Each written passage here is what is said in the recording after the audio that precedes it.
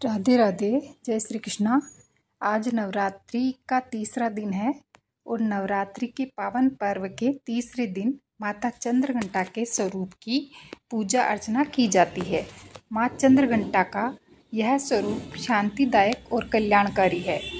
मस्तक पर घंटे के आकार का चंद्र धारण किए, 9 भुजाओं में त्रिशूल, गदा, धनुष, तलवार, कमान, बाण और एक कमंडल धारण किए हुए और 10 हाथों से भक्तों को आशीर्वाद देते हुए माता चंद्रघंटा सिंह पर सवार होती है।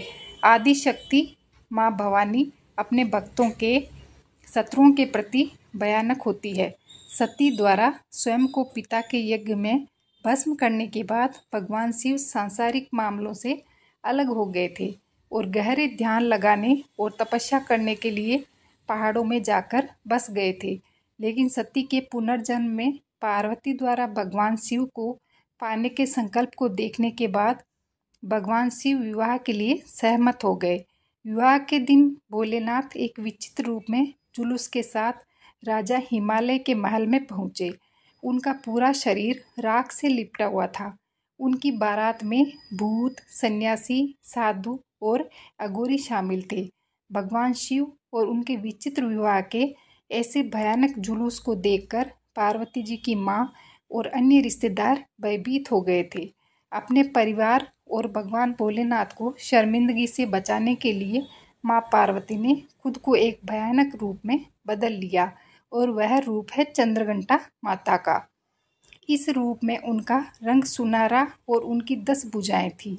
चंद्रघंटा के रूप में माँ पार्वती ने शिव भगवान से प्रार्थना की कि वह एक सुंदर राजकुमार का और अपनी शादी के जुलूस को भी बदल दे। इस प्रकार भगवान शिव सुंदर राजकुमार का रूप लेकर और उन्होंने अपनी विवाह के जुलूस को भी बदल दिया। इसके बाद माता पार्वती का भोलेनाथ से बड़े ही धूमधाम के साथ विवाह हुआ। शिव विवाह के दिन को हर साल महाशिवरात्रि के रूप में मनाया जाता है। माता चंद्रघंटा की कृपा से भक्तों के सभी पाप, संकट और शारीरिक तथा मानसिक कष्ट दूर हो जाते हैं। शेर पर सवार होकर माँ चंद्रघंटा अपने भक्तों को उदारता का अनुभव कराती है। जो भक्त सच्चे मन से माता चंद्रघंटा की पूजा अर्चना करते हैं वह अपने चारों ओर दिव्य वैभव की आभा का अनुभव करते हैं। माँ चंद्रघंटा दुष्टों का विनाश करने के लिए तैयार रहती है। अपने भक्तों के लिए वह हमेशा दयालु माँ के रूप में प्रकट होती है।